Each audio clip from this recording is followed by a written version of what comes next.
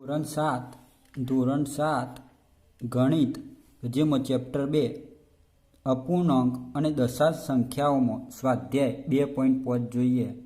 એમાં એક્ઝામ્પલ પહેલું કે જે કઈ સંખ્યા મોટી છે, તો આપણે એ જોવા કઈ સંખ્યા મોટી છે એ પ્રમાણે લેસ ધેન અને ગ્રેટર ધેનનું ચિહ્ન મૂકવાનું છે. તો આપણે કઈ જગ્યાએ આ બંનેમાંથી કઈ સંખ્યા મોટી, તો આમાં કઈ સંખ્યા મોટી? 0.5 સંખ્યા મોટી. તો આમાં કયું ગ્રેટર ધેનનું ચિહ્ન આવશે? બરાબર. હવે 0.7 મોટા કે 0.5 મોટા? તો 0.7 મોટા. તો આમાં કયું ચિહ્ન આવશે? ગ્રેટર ધેનનું ચિહ્ન આવશે. ચલો, એવી જ રીતે 7 મોટા કે 0.7 મોટા? તો આમાં 7 મોટા. આમાં પણ ગ્રેટર ધેનનું ચિહ્ન આવશે. 1.37 મોટા કે 1.49 મોટા? તો આમાં લેસ ધેનનું ચિહ્ન આવશે, કારણ કે 1.49 મોટા. હવે 2.03 અને 2.30, તો 2.30 મોટા. તો આમાં લેસ ધેનનું ચિહ્ન આવશે. હવે 0. અહીંયા કશું નથી એટલે શું સમજવાનું? 80. શું સમજવાનું? 80. અને આ બાજુ શું? 0.88. તો 0.80 મોટા કે 0.88 મોટા? તો 0.88 મોટા. તો આમાં પણ લેસ ધેનનું ચિહ્ન આવશે. તો આટલા 2.5માં બીજું એક્ઝામ્પલ જોઈએ તો પૈસાનું રૂપિયામાં રૂપાંતર કરવાનું. તો 7 પૈસા આપે છે. પહેલો પ્રશ્નમાં શું આપે છે? 7 પૈસા. તો 7 પૈસાનું રૂપિયામાં કન્વર્ટ કરીએ તો શું થાય?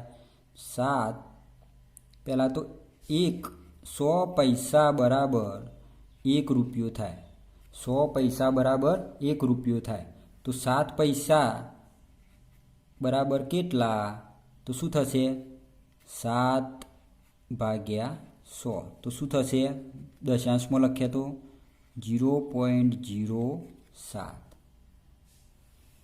રૂપિયા. બરાબર. ચલો, એવી જ રીતે આગળ 7 રૂપિયા અને 7 પૈસા. આ તો રૂપિયામાં કન્વર્ટર છે જ. બરાબર. આ પૈસાને રૂપિયામાં કરવાનું છે તો પાછા 7 થાય. તો આપણે જોઈએ એ પ્રમાણે 0.07 અને બીજા 7 રૂપિયા. તો શું થશે? 7.07 રૂપિયા. બરાબર. હવે આગળ 77 રૂપિયા અને 77 પૈસા. તો એમાં શું કરશું? આ રૂપિયામાં છે, હવે આ પૈસામાં કરીએ, પૈસાનું રૂપિયામાં. તો શું થશે? ખાલી 77નું. તો 0.77 શું થશે? 0.77. હવે આ બીજા 77, તો 77.77 રૂપિયા. શું થશે? 77.77 રૂપિયા. એવી જ રીતે 50 પૈસા છે, તેનું રૂપિયામાં કન્વર્ટ કરવું હોય તો 50/100. તો શું થશે? 0.50 પૈસા રૂપિયા. શું થશે? રૂપિયા. ચાલો, એવી જ રીતે 235 પૈસા આપ્યા છે. 235 પૈસા ભાગ્યા 100. તો આ 2 મેળો શું? તો 2, 1 અને 2. તો આટલો પોઈન્ટ આવે, કારણ કે 2 મેળો શું? તો આમાં બે જગ્યાએ આ 2 અંક છોડી દેવાના, એની જગ્યાએ પોઈન્ટ મૂકી દો. 2.35 રૂપિયા. બરાબર. એવી રીતે એક્ઝામ્પલ ત્રીજો જોઈએ. સ્વાધ્યાય 2.5નો ત્રીજો એક્ઝામ્પલ જોઈએ તો એમાં શું આપ્યું છે? 5 સેમી ને મીટર અને કિલોમીટરમાં ફેરવવાના. તો 1 સેમી, કેટલા સેમી બરાબર 1 મીટર થાય? તો આપણે કેટલા? 100 સેન્ટીમીટર બરાબર 1 મીટર થાય. તો 5 સેન્ટીમીટર બરાબર કેટલા? તો શું થશે? 5/100. તો શું થશે? 0.05 સેમી મીટર. બરાબર. આ મીટરમાં ફેરવી. હવે મીટરનું શું ફેરવવાનું છે? કિલોમીટરમાં. તો શું થાય? 0.05 મીટર ને કિલોમીટરમાં ફેરવવું હોય તો શું કરવાનું? 0.05 ભાગ્યા 1000. 1000 બરાબર 1 મીટર. 1000 બરાબર 1000 મીટર બરાબર 1 કિલોમીટર થાય. તો આપણે 0.05 ભાગ્યા 1000. તો શું થશે જવાબ? 0. આ 3 મેળો છે તો 3 મેળો આ બાજુ આવવો જોઈએ, 3 અંક આ બાજુ, તો શું થશે 0.00 શું થશે 0.000005, કારણ કે આ 3 તો ખરો જ બરોબર, અને એક આ 4 તો 0.0005 બરાબર. એવી રીતે 35માં જોઈએ તો એમાં મીમીમાં આપ્યું છે, 35 મીમી ને સેમીમાં, મીટરમાં અને કિલોમીટરમાં ફેરવવાના છે. તો શું કરશું એમાં તો જોઈએ, તો પહેલાં 10 મીમી બરાબર 1 સેમી, તો 35 મીમી બરાબર કેટલા, તો 35 ભાગ્યા શું થશે 10, તો 3.5 સેમી. કેમાં શેમાં રૂપાંતર કર્યું, સેમીમાં. હવે સેમીનું મીટરમાં ફેરવીએ તો ભાગ્યા કેટલા થાય 35, 3.5 ભાગ્યા સેન્ટીમીટરનું મીટરમાં ફેરવવું હોય તો ભાગ્યા 100 બરાબર. તો શું થશે 0.35 થાય મીટર. શું થાય 0.03 બરાબર, 0.03. આ એક પોઈન્ટ તો છે, તો હજી બીજો 0.035 35 ભાગ્યા 1000, તો શું થશે આ બાજુ 3 અંક તો શું જ, હજી બીજા 3 અંક એ પેલી બાજુ જવાનું, તો શું મેકવા પડશે, પહેલાં 3 0 મેકી દેવાના, 1 2 અને 3, પછી આ રકમ પાછળની છે એ મેકી દેવાની ફરીથી 0.35, પછી પોઈન્ટ મેકી દેવાનું, પછી આગળ 0 મેકી દેવાય, તો શું થયું 0.000035 શું થાય કિલોમીટર. શેમાં રૂપાંતર કર્યું, કિલોમીટરમાં રૂપાંતર કર્યું. 4મો સ્વાધ્યાય 2.5માં એક્ઝામ્પલ ચોથામાં જોઈએ તો આને કિલોગ્રામમાં ફેરવવાના છે. તો 200 ગ્રામને કિલોગ્રામમાં ફેરવીએ તો 1000 ગ્રામ બરાબર 1 કિલોગ્રામ થાય છે. તો આ ગ્રામને આપણે કિલોગ્રામમાં ફેરવવું હોય તો 1000 વડે ગુણવા પર ભાગવા પર, તો 200 ભાગ્યા 1000, તો શું જવાબ આવે 0.2 કિગ્રા. આ 3 મેળો છું તો 3 આ બાજુ આવવું પડે, તો 1 2 3, તો આગળ કશું ના હોય એટલે શું મૂકી દેવાનું 0, તો શું થાય 0.2.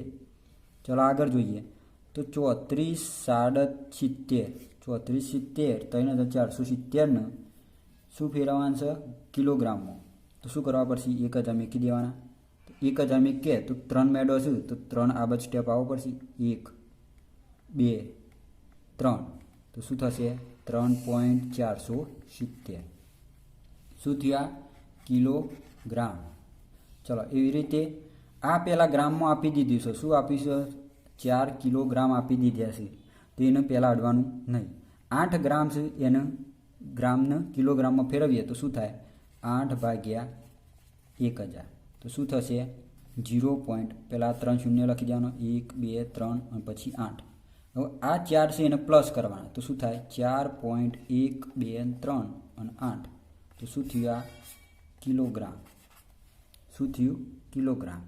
તો એક્ઝામ્પલ એવી રીતે 5મો જોઈએ. સ્વાધ્યાય 2.5માં ક્વેશ્ચન 5મો જોઈએ તો પહેલો ક્વેશ્ચન આપેલો છે કે 20.03 જેની રકમ આપી નીચે આપેલા દશાંશને વિસ્તૃતમાં ફેરવવાનું છે. તો શું છે આપણે શું કરવાનું કે 20.03 આપેલા છે તો પોઈન્ટ પછીનો શું કહેવાય એકમ કહેવાય.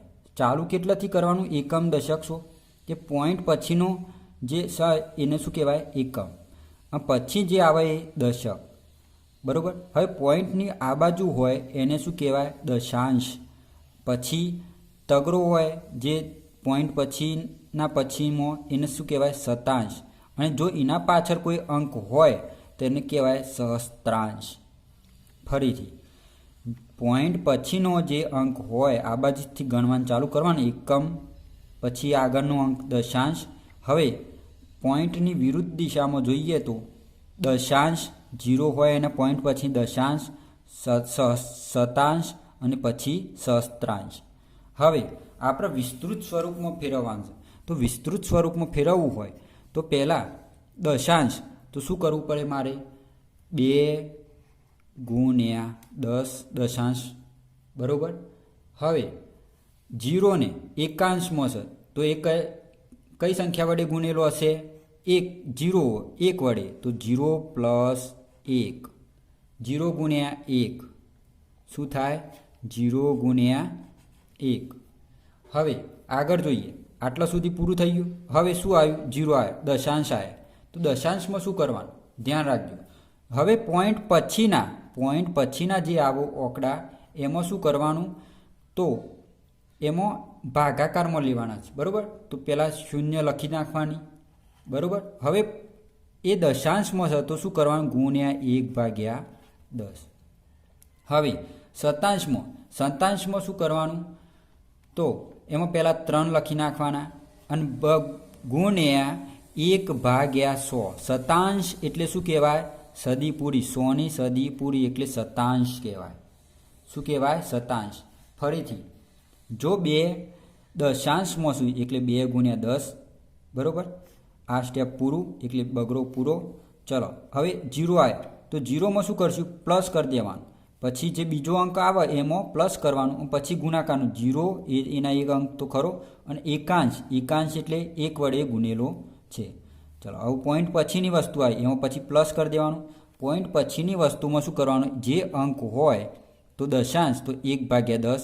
પછી જે પોઈન્ટ દશાંશ પછીની સહસ્ત્રાંશ તો 3/100. હવે સહસ્ત્રાંશ હોય તો શું ભાગ? 1/1000 બરાબર. જે અંક હોય એ આગળ બરાબર. હવે આગળ બીજો જોઈએ તો બીજો શું આપેલો છે? બીજી રકમ આપેલી છે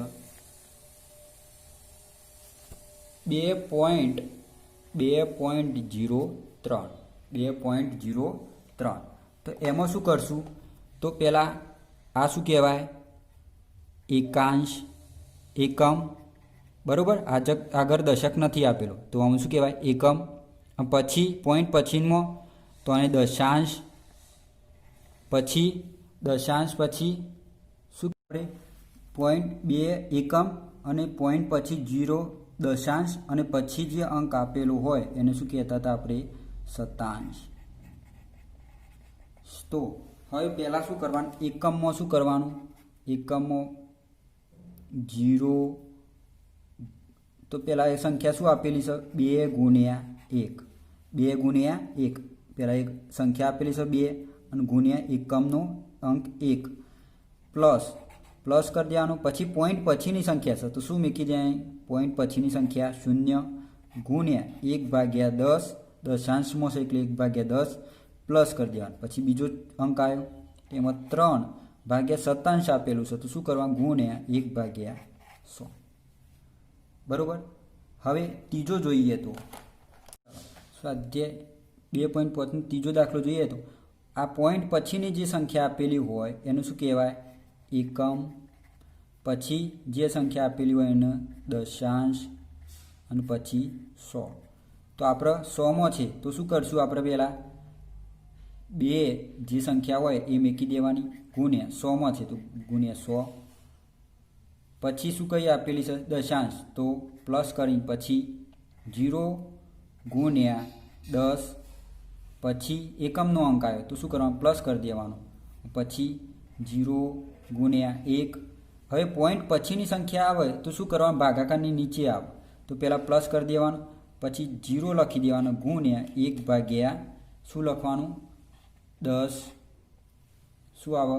1/10. પછી જે સંખ્યા આવે બરાબર 3 આપેલા છે તો શું કહેવાય? 3 ગુણ્યા 1/100 શતાંશ આવ્યું. આ શું કહેવાય? શતાંશ. અને આ શું કહેવાય? દશાંશ. પછી સહસ્ત્રાંશ બરાબર. આ લખેલું જ છે. એના પછીનો અંક આવે તો સહસ્ત્રાંશ. એ ચોથો જોઈએ તો ચોથામાં રકમ આપેલી છે 2.034. 2.034 તો એમાં શું થશે? જોઈએ તો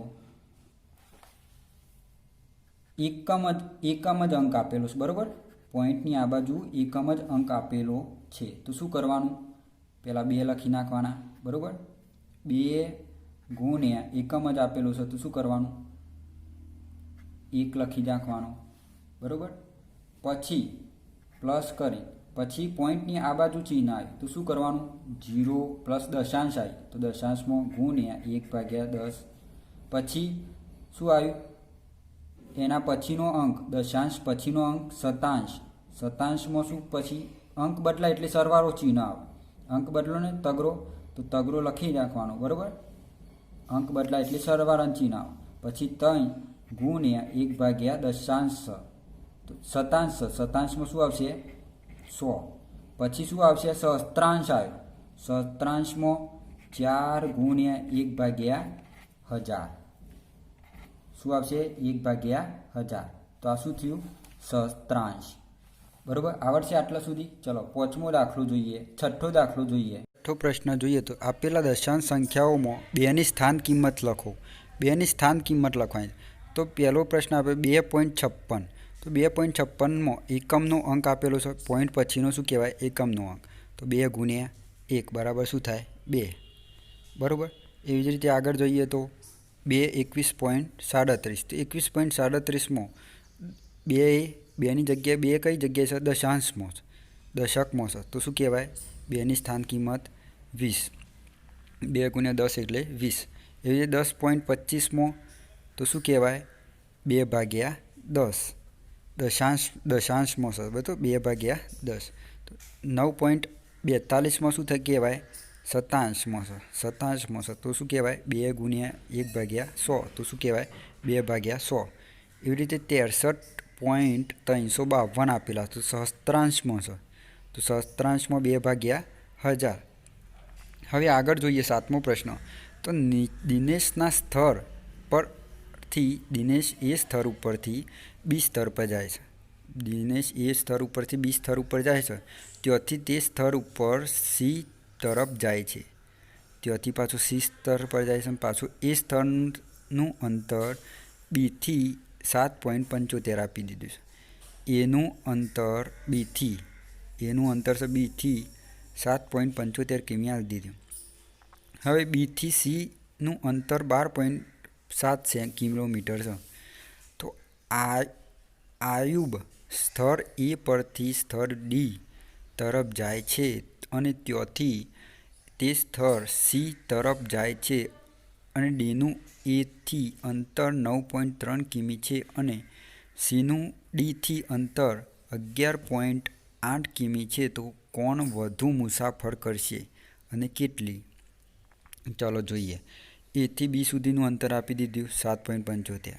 બીથી સી સુધીનું આપી દીધું 12.7. તો હવે એથી બી અને થઈને સી સુધી કુલ અંતર,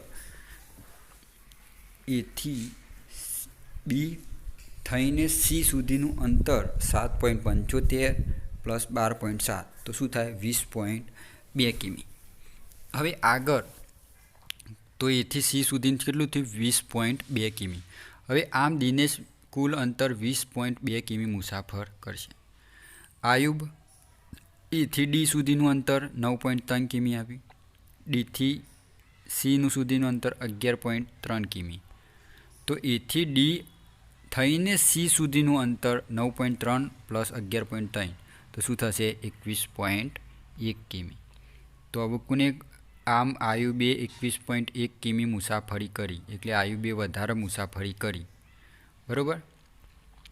હવે આયુબે કરેલી વધુ મુસાફરીમાં 21.1 અને 20.1 એટલે કે કેટલી વધારે કરી? પહેલાં કરતો કેટલી વધારે કરી? તો 0.9 કિમી વધારે કરી. હવે 0.9 કિમીનું શું કરવું? મીટરમાં ફેરવવાનું છે. તો મીટરમાં ગુણ્યા 1000. તો શું થશે? 900 મીટર. તો આયુબે 0.9 કિમી અથવા 900 મીટર જેટલી મુસાફરી વધારે કરી. હવે શ્યામ 5 કિમી ગ્રામ. 8મો પ્રશ્ન. શ્યામ 5 કિમી ગ્રામ 300 ગ્રામ સફરજન અને 3 કિલોગ્રામ 250 ગ્રામ કેરી ખરીદે છે. 5 કિલોગ્રામ અને 300 ગ્રામ. એવી રીતે બીજો 300 કિલોગ્રામ બરાબર 0.250 50 ગ્રામ કેરી ખરીદી. સરલા 4 કિલોગ્રામ 800 ગ્રામ સંતરા અને 4 કિલોગ્રામ 150 ગ્રામ કેરો ખરીદે તો કોણે વધુ ફળ ખરીદ્યા? તો શ્યામ ખરીદેલા ફળ 5 કિગ્રા 300 ગ્રામ સફરજન. તો શું કરવાનું? 3 ગ્રામ 250 ગ્રામ 5 પ્લસ 300 ગ્રામ, બરાબર, સરવાળો કર્યો. પછી શું કર્યું? 8 કિગ્રા થયું અને કેટલું ગ્રામ થયું? 550 ગ્રામ. હવે 550 ગ્રામને ગ્રામમાં કિલોગ્રામમાં ફેરવીએ તો શું થાય? 550 ભાગ્યા 1000 તો શું થાય? 0.550. હવે 8.550 થાય કિલોગ્રામમાં ફેરવ્યું, બરાબર. હવે સરલાએ ખરીદેલી કુલ ફળ એને ગ્રામમાં બે વસ્તુ ખરીદી છે, સંતરા અને કેરા. તો એને શું કરવાનું? સરવાળો કરવાનો. સરવાળો કરીને ગ્રામ પાછળનો જે ગ્રામ આપેલું છે 950 એને કિલોગ્રામમાં ફેરવવાનું ભાગ્યા 1000 તો શું આવશે? પછી સરવાળો કરી દેવાનો તો શું થશે? 8.950 કિલોગ્રામ. હવે તો વધા કોને ખરીદે? 8.950 કિલોગ્રામ ખરીદે. તો સરલાએ વધુ શ્યામ કરતો વધુ ફળ ખરીદે. 9મો ક્વેશ્ચન. તો 42.6 કિમી કરતો 28 કિલો જેટલું ઓછું છે. તો કયું ઓછું છે? 42.6 કિલોમીટર કરતો 28 કિલોમીટર કેટલું ઓછું રહેશે? એટલે બાદ બાકી કરે તો 42.6 કિમી માઇનસ 28 કિમી તો 14.6 કિમી. એટલે કે 42.6 કિમી કરતો 28 કિમી એ 14.6 કિમી કરતો ઓછું. બાદ બાકી 42.6 માઇનસ 28.0 એટલે 14.6 કિમી જેટલું ઓછું થયું. તો આટલો સ્વાધ્યાય પૂરો થાય છે.